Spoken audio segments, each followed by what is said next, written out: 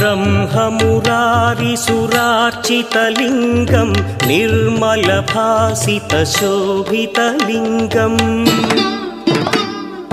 जन्मज दुःखविनाशकलिङ्गं तत्प्रणमामि सदा शिवलिङ्गम्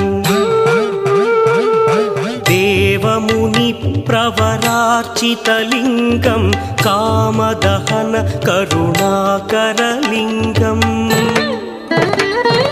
रावणदर्पविनाशकलिङ्गं तत्प्रणमामि सदा शिवलिङ्गम्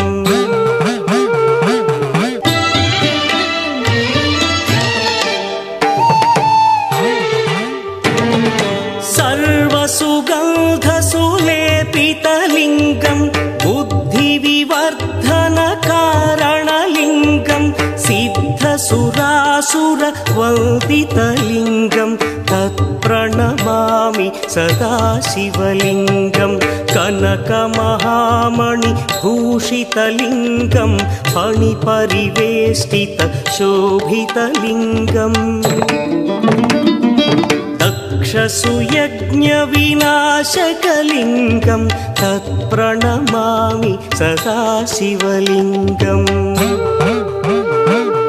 कुङ्कुमचन्दनलेपितलिङ्गं पङ्कजहार सुशोभितलिङ्गम् सञ्चितपापविनाशकलिङ्गं तत्प्रणमामि सदा शिवलिङ्गम्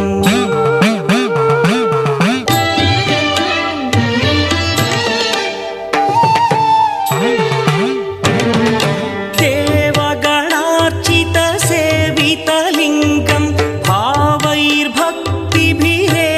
च लिङ्गं दिनकरकोटिप्रभाकरलिङ्गं तत्प्रणमामि सदा शिवलिङ्गम् अष्टदलोपरिवेष्टितलिङ्गं सर्वसमुद्भवकारणलिङ्गम् अष्टदरिद्रविनाशनलिङ्गं तत्प्रणमामि सदा शिवलिङ्गम्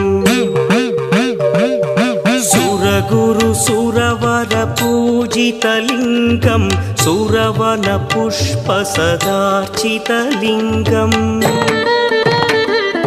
परमपदं परमात्मकलिङ्गं तत्प्रणमामि सदा शिवलिङ्गम्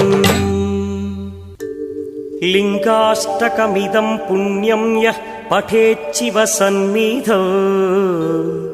शिवलोकमवाप्नोति शिवेन सह मोदते।